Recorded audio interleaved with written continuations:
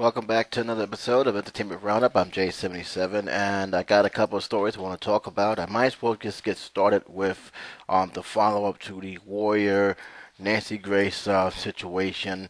As I explained earlier, before doing a separate video, as well as my overall take on wrestling in general in an unscheduled audio time that I do for dramatic expression. And just a note, I will leave a link to that audio so you guys can hear my own point of view on the state of wrestling, as well as why just blaming steroids and just throwing out that image of wrestling is more to wrestling than what is meets the eye, or what people may have a perception of in terms of the athletes and the organizations that is still currently active within the world. I'm not going to go too deep into what I've already explained here, but basically put, Nancy Grace said some things that got a lot of fans very, very angry at her. They went right to Twitter, hashtagging Fire Nancy Grace, which in my opinion think is a little bit crazy. To me, the only way you're going to actually get these networks to actually listen is stop looking at Nancy Grace, stop watching her, stop acknowledging her existence, and then and only then will you see that the networks will start to take actions. But until then, she's going to still do what she does. She's going to still show that kind of raunchiness, which to me is unprofessional in my opinion, and she's still going to continue with her reports because, frankly, that's what people want to watch when they tune into her. She has her ratings, and TNN likes her ratings. They don't care about her personality. They more care about does she bring in the big bucks. And unfortunately, there are enough people who still watch her, and therefore she's going to continue to do what she does. If you really are ticked off with Nancy Grace and what she says, don't watch Nancy Grace, as well as any other shows that may have offended you or may find disrespectful. When you start watching them, or you stop watching them altogether, stop buying their products, or stop watching their movies, you find that that has more effect on the person than just simply going to Twitter and basically making some not so nice comments, as well as trying to get petitions out to fire a particular person because they did something you don't like. Also, this is also just a fact here. Wrestling fans shouldn't get too worked up on because, let's be realistic, the media wasn't going to hang on to this too long. This has happened last week. On Tuesday, we heard about it. Wednesday, people started going around the World Wide Web talking about what Nancy Grace did. But right after that, nothing. Nothing was reported. Nothing was followed through. The media just pretty much dropped it together and move on to the next topic that they can actually make a story of. The media doesn't care about the Ultimate Warrior family. The media doesn't care about the wrestling organization or the athletes who perform in these wrestling organizations. All they care about is what story that's going to bring out the best ratings at that particular time. They don't care about how legitimate the news is. If this thing brings out good ratings, good stories, we'll play it. If not, we'll just move on. They already move on, and I guarantee you're not going to hear much about this again. It's going to be like probably one unknown source that you probably hear something about, but other than that, they probably will report about the funeral, and that's it. They're not going to go too far about it. And that shows how much they care about the business. They really don't care about the business. They have no desire to give it any more media blitz than anything else. So that's my whole feeling about this. That's why I really didn't feel the need to explore this even further because again, they will pretty much drop it after a few days, especially if it seems to get negative press they really don't want. So, there you go. Again, sad loss to what happened to the Warrior. I grew up with the wrestler. I grew up with his gimmick. It was a very powerful gimmick. Didn't have much of a good title reign, of course, and after the fact he left WWE, there was been some disputes. So at least one thing I'll take out of this, I'm glad that he made amends with the WWE. Hopefully he made amends with Hogan because they had a bit of a feud off camera for years. And I think it's for wrestlers, and I think it showed that there are people out there who do care and do watch wrestling on a regular basis. So I will leave a link to my audio that goes even further on the matter, and I will also leave a link to a couple of topics relating to the Warrior if you guys choose to read it. But to me, it just proves after 3 days, it just proved that the media wasn't going to hang on to it, and it was already forgotten. Now let's get on to something that won't be forgotten and will be talked about for a while, and that is Stephen Colbert. As you heard the news, he has been selected to become the replacement for the new talk show, David Letterman. So this is something that is very, very big, very, very huge, and I'm somewhat kind of surprised considering what David Colbert does for a living. He is a comedian who hosts the Colbert Report. It comes on at Comedy Central. He plays a fictional conservative, and recently, after some of the biggest controversy in his own show, which caused another Twitter protest to happen, he gets the chair to lead the new generation for the Late Show. Am I mad about this? No. Am I happy about this? No, because frankly, I don't care too much about late night talk shows. I really don't. There's only one true late night talk show I watch religiously, and that was the City Hall show when it was on UPN. I haven't watched the new City Hall show. I have no desire to. But to me, talk shows is just something, unless you absolutely have to watch. Me, I gotta go to work in the morning, so that's one of the things I don't really much particularly care for. But in any case, a lot of people do care for it, especially those who were shocked, those who wanted to see him off the air, especially after some comments he made about some Asian ethnics, and many people are wondering, at least in my concern is, what kind of audience and what kind of new format he's going to put to the table. I don't know if what he did, matter of fact, I'm pretty sure he's not going to follow the same step of the Colbert Report, because frankly it would be a suicide. He's not, that's not that kind of format. But I am kind of curious as to how he's going to approach it, because I like I said, I don't follow the Colbert Report, so I don't know how his interviews can go.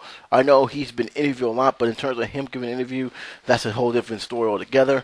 I'm hoping he's doing fine, I really do, but to me, I'm very, very worried about that than anything else. In the article here, it also explains that David Letterman's show has been the highlight of my career, Colbert said.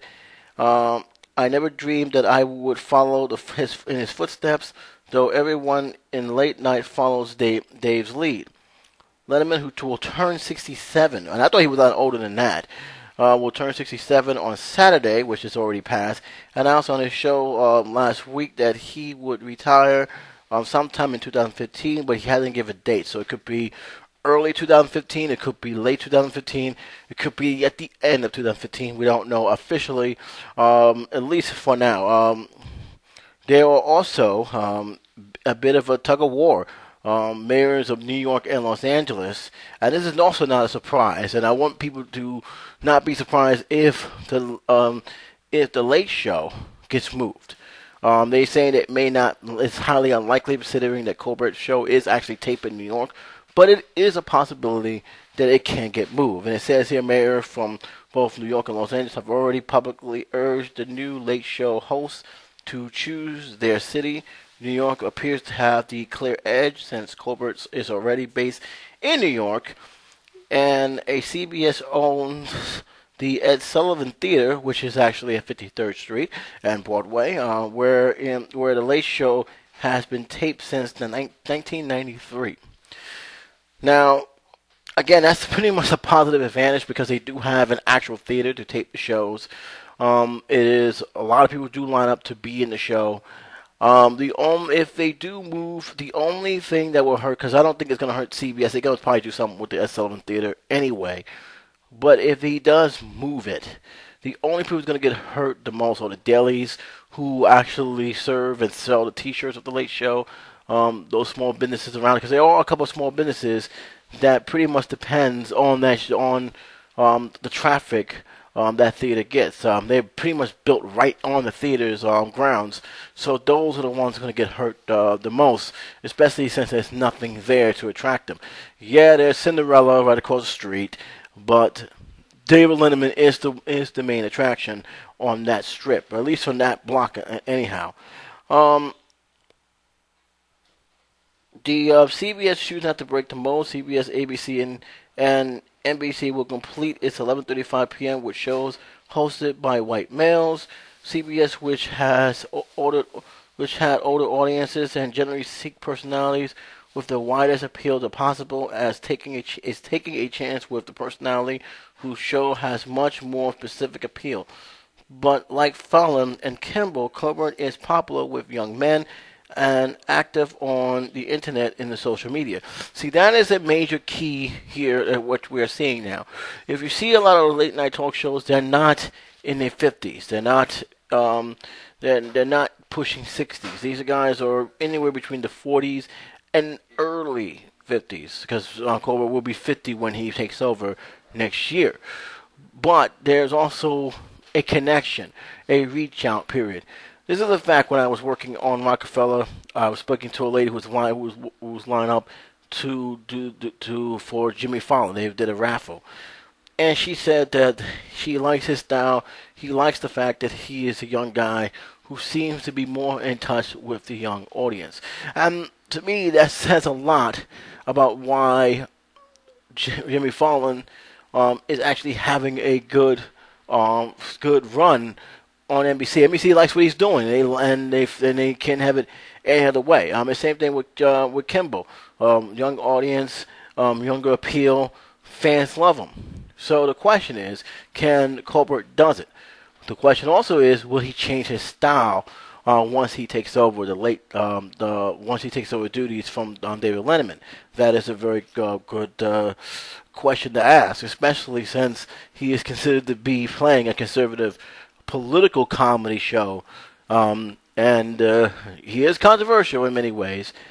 So it is a question about whose demographic he's actually going to target, and whether or not his old demographics, the ones that he has followed since he saw the show in the Comedy Central, will they follow him to the late night slot? Because keep in mind, not fans don't always jump into one other spot to follow their group. So look what happened to Jay and Leno.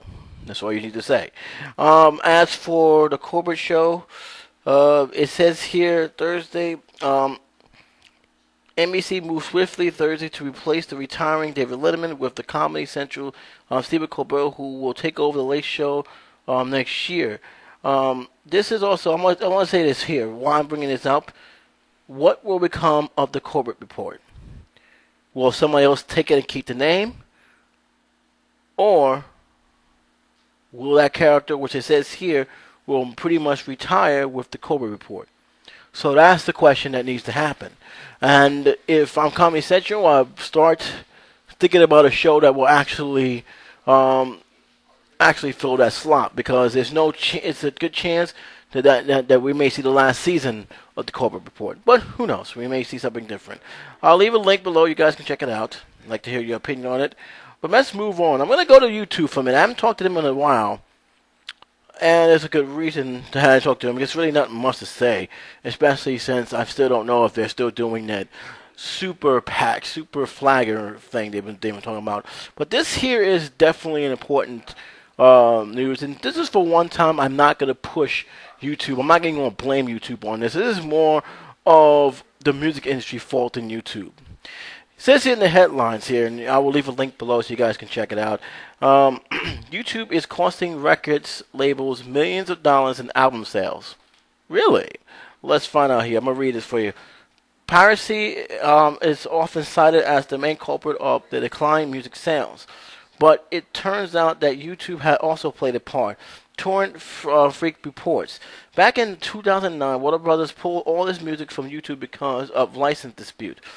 Based on the blackout, researchers from Fairfield University, the University of Colorado determined that YouTube caused the labels up to $40 million in lost album sales per year, We showed that the removal of content from YouTube had a casual impact on the album sales by upwards of an average of 10,000 units per week for top albums.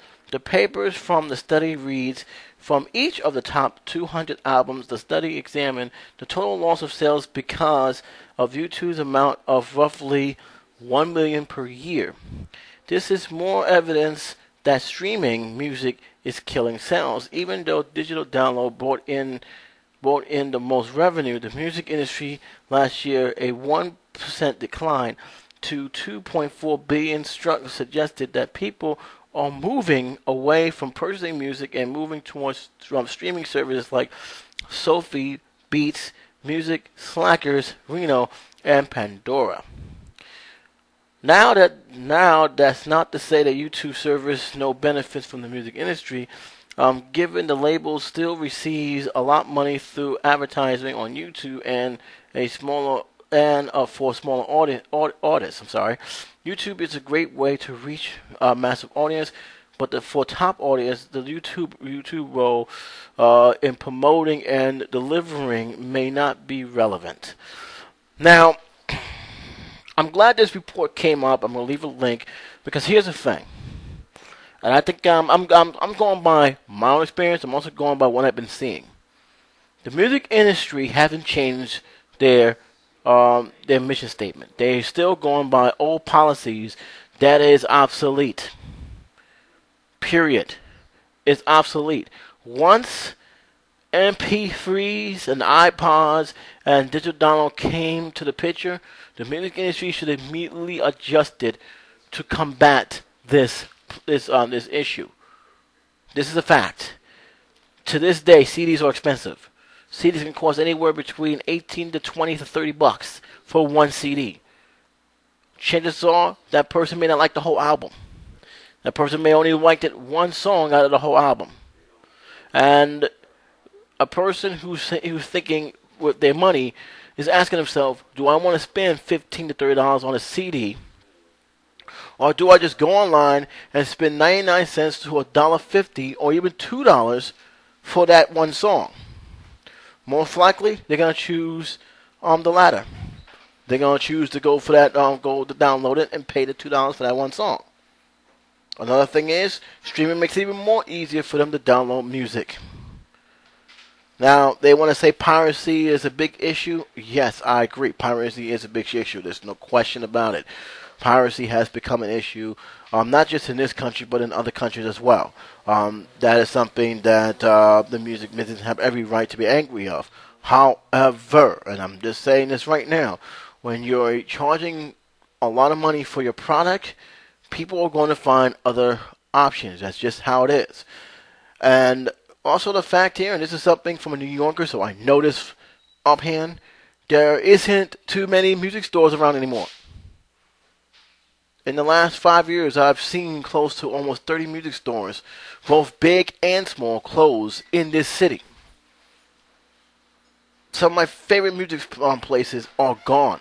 Virgin Record, which had many different categories of music, all over the world, gone. You had Tower Records in New York, gone. Sam Goody, who actually had a good amount of music you can get, gone. Coconuts, a one-of-a-kind music store, gone. These places ain't here no more in the city. They're gone. The only places where you can actually get music selections, besides the fact of going to J&R, is Target, Kmart, and sometimes a shopping mall. But guess what? They don't carry everything. They're very selective. J&R is truly the only place we can get music now in New York. A large variety of music from different parts of the globe.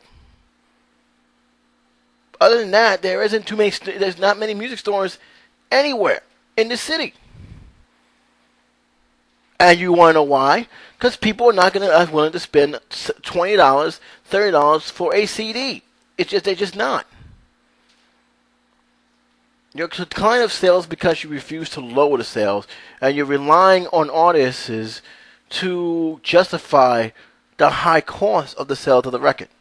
And I got news for you, and this is something that I don't think you guys realize. Some of the artists that you coming out right now are just not good. They're mediocre to bad at best. My favorite music right now is not from the high labels. It's from independent artists who's not even been signed, who's putting their work out on YouTube. Macklemore was not signed to a label, gentlemen. And I actually like his work. Lindsey Sterling. Most of these guys now. Ray William Johnson's your favorite Martian. Epic rap battle history.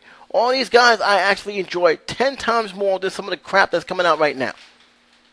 And yet you want them to spend $17, $20, $30 for an album? You got to be realistic here. Now, yes, there is some issues with YouTube. I will say I gave you that. And it has caused YouTube to go haywire the last few months. Thankfully, they have slowed down. But trust me, YouTube is the least of your concern. It is the least of your problems. YouTube is nowhere near the issue which for some reason you still don't want to address. Instead, you want to try to make more laws to prevent people from copyrighting your stuff.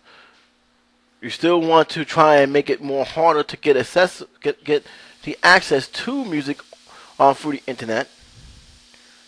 You're doing all these kind of laws, all these lobbying for all these new rules, but you're not looking at your mission statement. You're not looking at your policies.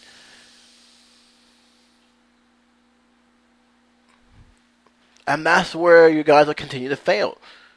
I got news for you. Business you can only go by it for so long before it crashes your company. I've seen it happen with many companies before. They didn't want to change their policies to fit today's demanding need. The reality is, people download music now because it's actually cheaper to get it online than it is to buy it in the store.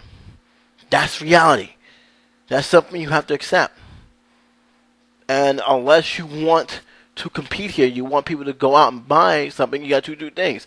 Bring better quality musicians on your label, and stop trying to follow the so-called popularity trend, and lower the damn prices on these CDs. It is the year 2014. You're still charging these CDs as if they just came out in 1988. And let's get real here. Just like the just like the cassettes back then, it is becoming an extinct item. If you see somebody have a CD player, it's very rare that they come out with a Discman now. Everybody has their music on the phones. Everybody has their music on MP3s or iPods. They don't carry CD music and play it anymore. This is the changing world, and if they want to continue to do business the way they want to do business, they're going to have to change with it. And if you want to keep the CDs, fine. Lower the damn prices. I'll leave a link below so you guys can read it. And again, I'm not going too crazy with YouTube because I don't think YouTube is the problem. I really don't. And let's be honest, the article says some of these companies make a lot of money just by ad revenue alone. So trust me when I say it ain't just YouTube's problem. It's a whole lot of other issues that's going on. I'll wait for you guys to comment on that, but let's move on to one last article I want to talk about. Transformers: Age of Extinction to kickstart a new trilogy. That is the main topic here on this article. It's the last one of this video. It would not be surprised if they do. It would not. But here's what it says: that Michael Bay will be rebooting the robot franchise with at least 2 more movies. This summer's Transformers: Age of Extinction will set up a new movies. So basically, he's making. Technically, it's the 4th installment, but it's a reboot to start all over again. Interesting. It's all is kind of like a new Transformers based Total Entertainment Weekly. We have three, the first trilogy, and this is going to be the next one. It's the first of a new trilogy. I'm not necessarily sure that I am doing the others, but that's what it means for. I got news for you guys. If this movie makes anywhere between $200 to $300 million, they are going to sign him up. I mean, right now, I'm being realistic. So what he's saying, I'm not too sure. He wants to do it, and they're going to give it to him, especially if this makes money. So don't take that. Take that as, yeah, all right, you know you want to do it. He's letting you know he wants you to do it. The last film, Transformers Dark of the Moon, which is the dumbest title I've ever seen, but whatever, grossed $1.1 billion worldwide in 2011, the highest of all three picks. Overall, the franchise has held $2.6 billion in the global box office. Other change rocking the movie series, including the new Dinobots and a new cast. Mark Wahlberg will star in place of Shia LaBeouf. I'm just glad they said he's in place of Shia LaBeouf when he's not really that. Nicola Platz, Jack Renoff, Kelsey Grammer, Stanley Tucci, which I'm surprised he's in there, and T.J. Miller will round up the cast.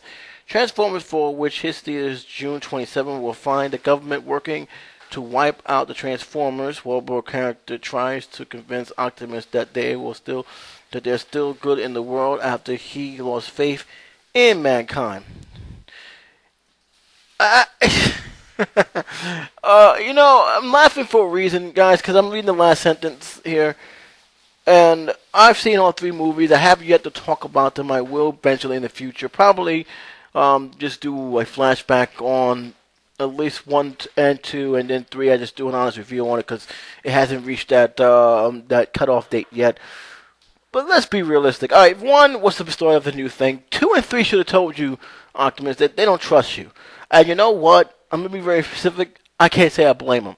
A third one left me kind of like, seriously, Mike, this is how you're going to end the film? It's nothing happy ending towards this film. But then again, this is a Transformers series that doesn't speak to me. I am a huge fan of the original animated series. I have seen the real movie, which is Transformers the movie, the animated movie. I have followed this series right up to Beast Machines. And once Beast Machines have ended, I just basically stopped from there. I know a lot of people said I should watch Armada, but to me, it's just basically rinse and repeat. It's another reboot, and I don't need to hear too many different tellings of Transformers. I just keep the one that I grew up with. But that being said, if you lost faith in humanity after what they did to you once and twice, I mean, you really wasn't paying attention.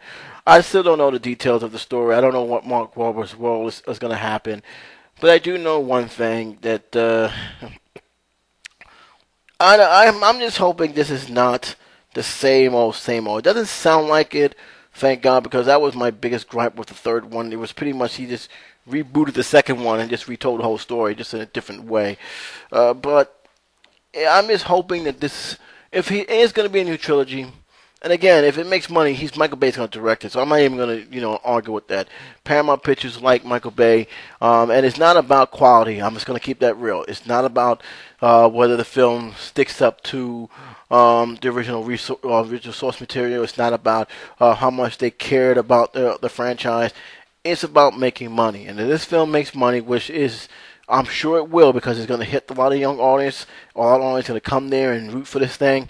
If it does make his money, he's coming back, and we may have a new trilogy. The question is, how much is too much, and how much they can go into the well. So I don't know. I'm not a big fan of Michael Bay's action picks. It's clear that what he's gunning for, that's fine. But can we stop making them film geared towards children too? All right, this is for older teenagers, young adults. All right. Kids at ages 7 and 12, it's not for you. I'm being real. But then again, who knows?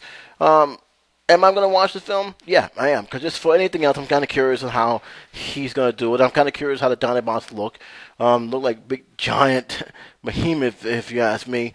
But I am kind of curious. But as for a new trilogy, I don't know. To me, it's not like he just rebooted it and just never just changed the number. But I'm more interested in what's going on with Spider-Man than if anything else. But two more movies of this, I'm not too sure. I just not too sure. That's it, guys. That's all I got to say here. I'm going to be a little bit short today with the articles and all, but to me, today is my week to relax, celebrate my birthday, which I am planning to do, and just basically, we'll see you in 2 weeks. It will not be an entertainment roundup next week. I just want to let you guys know I've been doing a skip week for both What's News and Entertainment Roundup for that purpose. I'm then going to be working on a lot of the stuff other than that. So it will be some individual stories. Pretty much we'll be covering. But as far as Entertainment Roundup, don't expect one because I won't be on one until the following week, pretty much the last 2 weeks of April. But until then, guys, it's J77 saying take care, be safe, and I'll talk to you soon.